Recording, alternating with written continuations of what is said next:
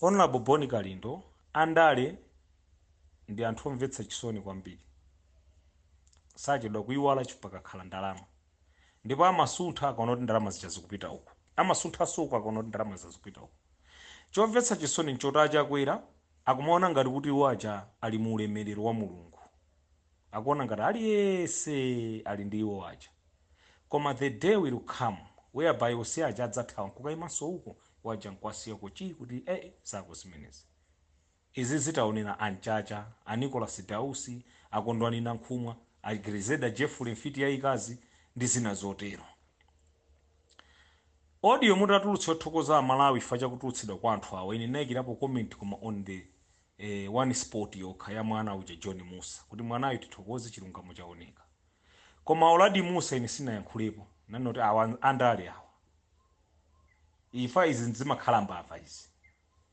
Sangalowe ndende amene wawa opandadi mulandu wina wake. Adali nawo di mulandu. Ngati atuluka chifukwa cha zifukwa za Andale tiziona. Kuti atuluka chifukwa cha za Andale. Tisayiwale kuti Oladi Musa ndi change golo. Anali mu United Democratic Front wa ntchito ndi Abakiri. Wathawa pamenepo anayamba kunyoza Abakiri kupita kwa Bingu. Iye nkumatsatine ndi change golo.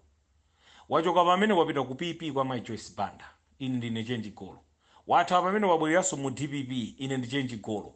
Mpaka United States of America inampana mkulu amene kuti iwe ndi mbava usadzabwereso ku America. Inu mwayiwala.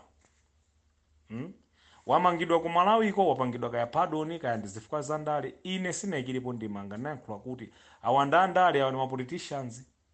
Zawo zambiri zimakhaza kuti ndi mbava izi. Uyu nchange golo uyu. Kayalowera kuti feta akuvutika nda Malawi.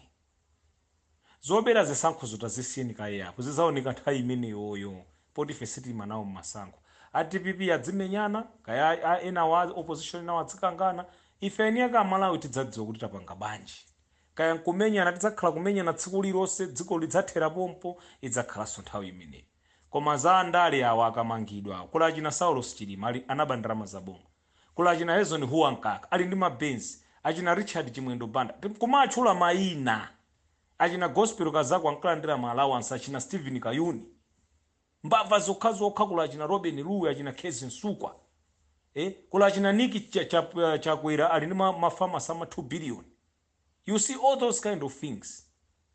Koma wachula anthu osamaopa ya you must mention their names. Chifukwa mayina walipo ndithu achina Priska Pondangaga.